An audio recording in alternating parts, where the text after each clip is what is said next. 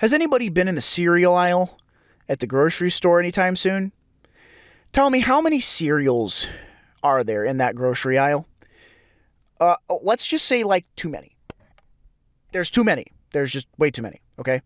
Well, I bring this up because when you have too many choices in life, it becomes crippling, I think.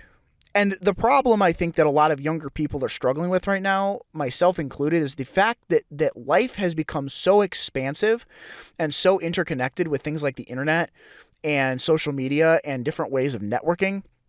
I can talk to somebody in Taiwan in 5 minutes with, dialing a one in front of it or whatever. Like an international number, I can call the number right now and talk to somebody in Taiwan by video call. We're so connected that the opportunities for that to measure success, deciding what goals we want to set and then reaching towards those goals to become successful, the number of options has become almost infinite, almost limitless, because you could go anywhere in the world, do any career you want, or at least pursue any career you want. And it's going to come with its own upsides and downsides and downfalls and heartbreaks and frustrations. But at the end of the day, the choice of paths in life and the number of available goals for people in life has become nearly limitless, especially not only just with the advent of the internet via communication, but also by nature of the way we display it. Like, if you've ever wanted to be a doctor, you can know everything about being a doctor right now because we got like 50 doctors on the internet that'll tell you everything about it. If you want to be a lawyer, if you want to be a, engineer, if you want to be a mathematician, if you wanted to be a nurse, if you wanted to be a teacher, God forbid, unfortunately, if you wanted to do any of these career paths, you have every source of information available to you to do that. If you want to be an entrepreneur, whatever it is, you can find out pretty much exactly, maybe not how to do it per se, or maybe the steps that people take to do it, but you can get a full depth and breadth of that picture right now, which is insane. The ability to have not just like, I want to be a teacher because I'm going to help people. It's like, I want to be a teacher because I want to help people. And then I go find videos of teachers saying how terrible it is to be a teacher because of how bad the school systems are, how bad the kids are because their parents aren't parenting them, how helpless they are, how underpaid they are, how hard they have to work, how they have to buy their own crap, how terrible the pay is, how there's no growth in their career, like all these things.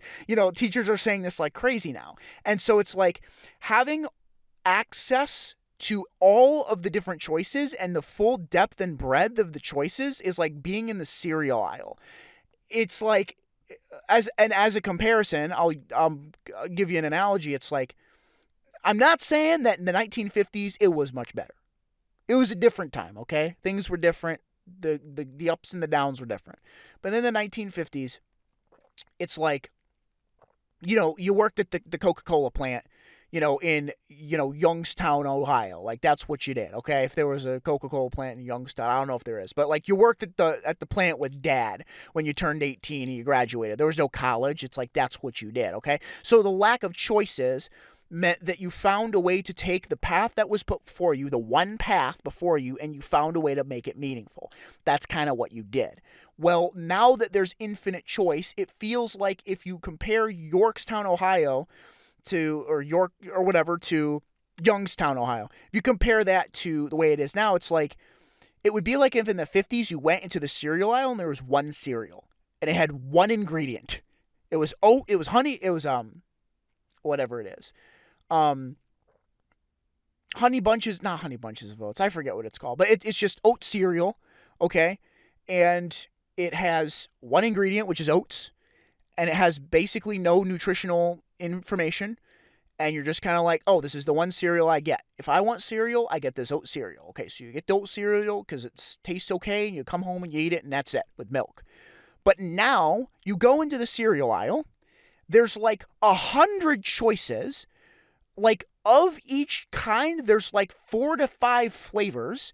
You can literally go and look at the exact nutritional facts. You can download an app and scan the label to see what's going to give you cancer. No joke. That's a thing, okay?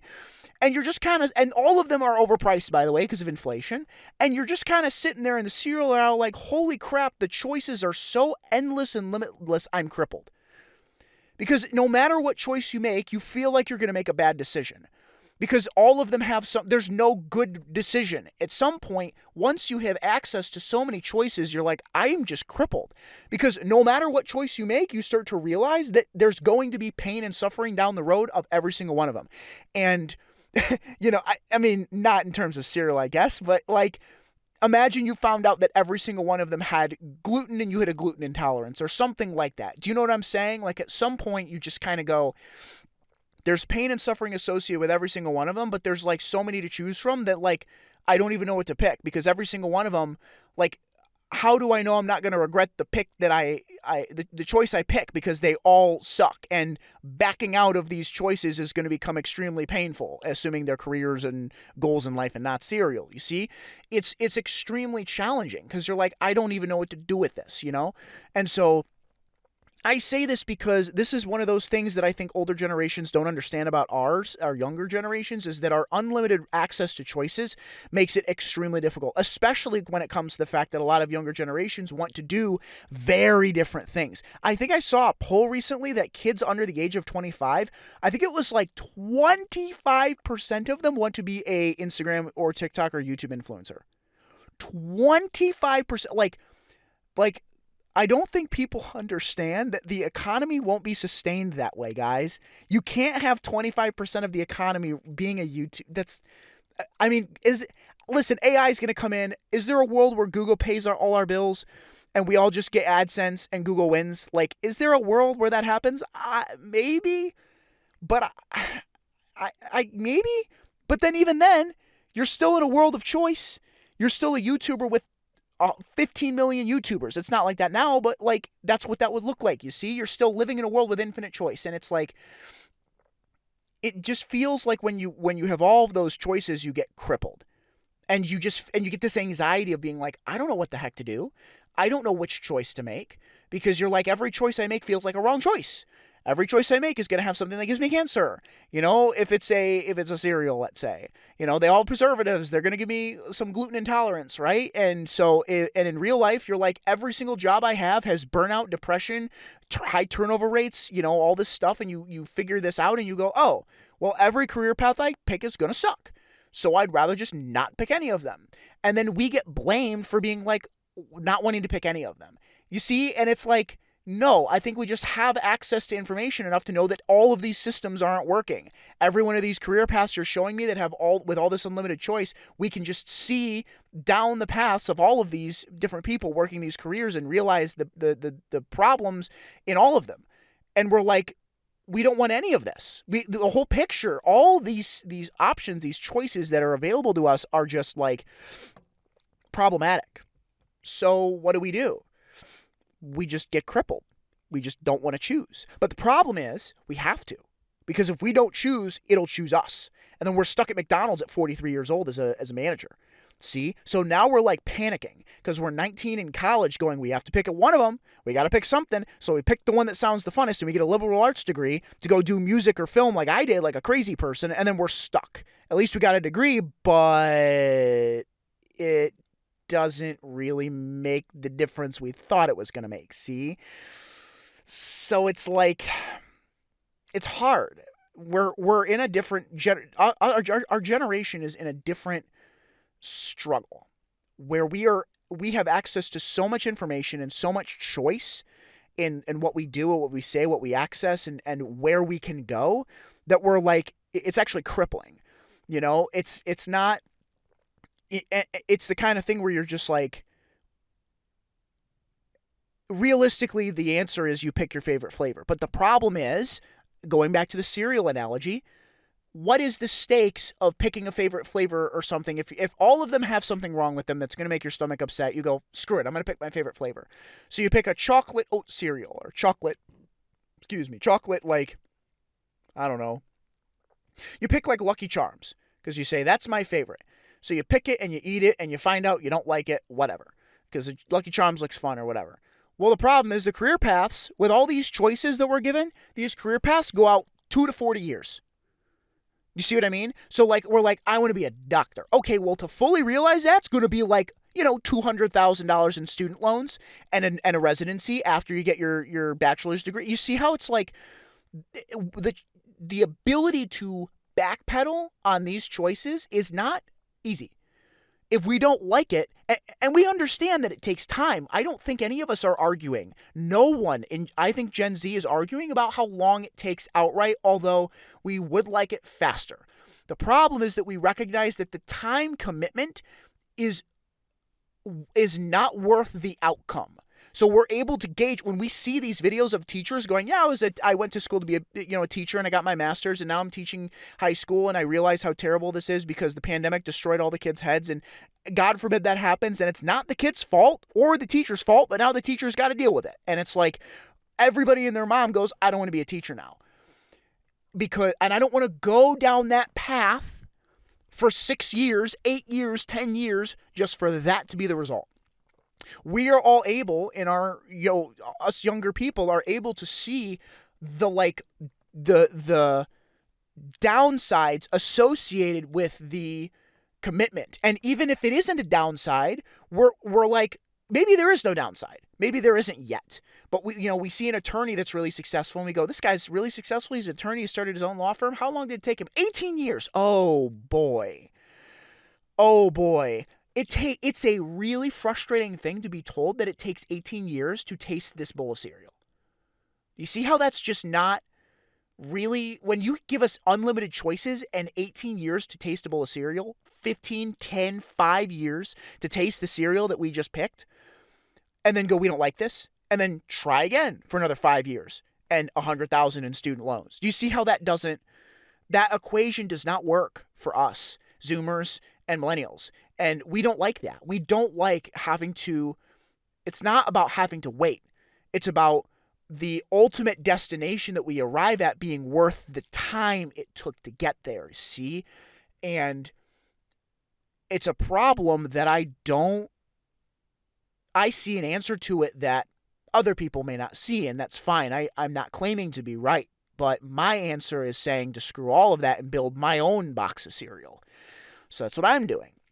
Because then I can't be in regret over something I missed if it was 100% on me, is kind of how I'm living. I'm saying I'm not going to go, the career path I'm going down is one I forged for myself and myself alone.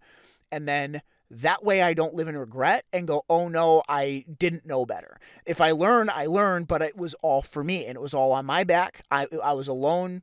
I'm like a nomad in the desert as opposed to, going with some caravan, the wrong direction for 5 miles. It's just me and me alone. And that makes me feel better. And I would say I trust myself to be able to make better decisions than to go down a career path. There's something about the commitment that I see other people being miserable in and going, I'm not going to do that. And then realizing that's every career path that's a major college degree based career path. Whereas for myself, with the entrepreneurship stuff I want to do, it's all on me. And I would rather just go be an entrepreneur and solve problems for other people and do it all on my own.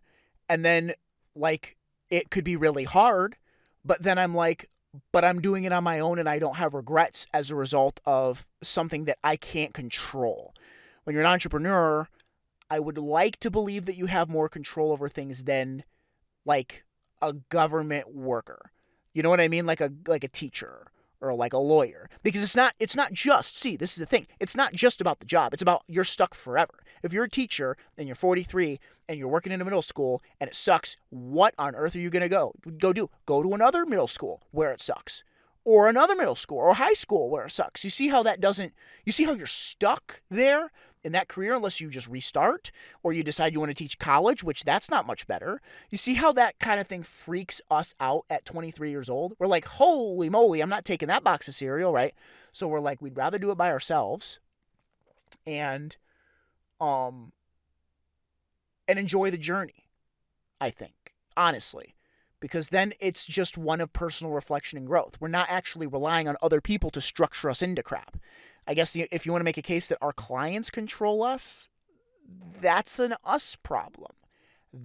I've actually seen that before. That's a bad management problem. If I'm working with clients and they control me, that's my fault. And it doesn't happen overnight, and maybe it happens blindly by some people, but it's like, bro, that's the kind of thing where I don't, as long as you keep control over that kind of stuff, you're fine, then it's all on you. So I say all this to say that, like, there are people that just don't understand that. I think they think that we don't want to work, we're lazy, we're tired, and we're certainly tired, of not being able to afford to live. That's not fun, but it feels like when we have way too many choices available to us, every choice is the wrong choice.